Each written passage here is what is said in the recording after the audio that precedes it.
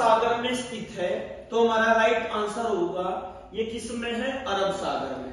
इसके बाद आपने ध्यान रखना है बंगाल की खाड़ी में, तो ध्यान रखना है यहाँ पे एक द्वीप समूह है अंडमान निकोबार आइलैंड, निकोबार द्वीप समूह, अंडमान निकोबार द्वीप समूह।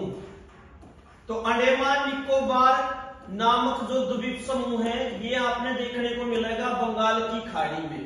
और ध्यान रखना है इस द्वीप समूह में जो टोटल द्वीप हैं, जो टोटल आइलैंड है वो कितने हैं, 572। ठीक है, ये भी आपसे पूछ सकता है कि जो बंगाल की खाड़ी में जो अंडमान निकोबार द्वीप समूह है इसमें टोटल द्वीप कितने हैं, तो राइट आंसर क्या होगा, 572।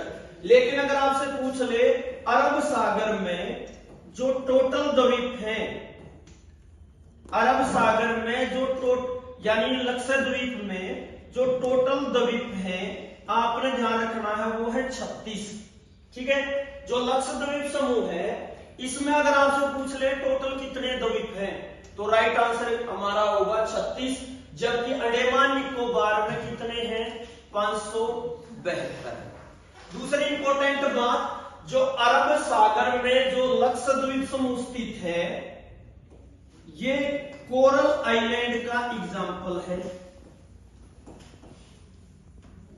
ठीक है, ये कोरल आइलैंड का क्या है, एग्जाम्पल है।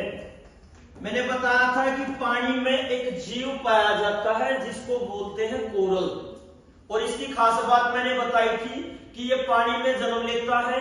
अगर सिचुएशन इसके अकॉर्डिंग नहीं है तो कुछ समय के बाद इसकी मृत्यु हो जाती है। मृत्यु होने के बाद उसी पर दूसरा जीव जन्म ले लेगा, फिर कुछ समय के बाद उसकी मृत्यु हो जाएगी, फिर तीसरा जीव जन्म ले लेगा। इसी तरह से ये श्रृंखला लगातार चलती रहती है। और अरब सागर में कोरल आइलैंड का एग्जाम्पल है, आपसे पूछ ले कौन सा, लक्षद्वीप समूह।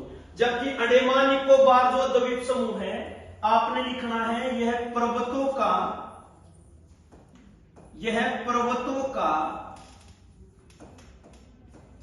पानी में, यह पर्वतों का पानी में डूबा हुआ भाग है वो। ठीक है, यह पर्वतों का पानी में डूबा हुआ भाग है। अगर आपसे पूछ ले जो अंडमान निकोबार है ये क्या है, तो ध्यान रखना ये पर्वतों का पानी में डूबा हुआ भाग है।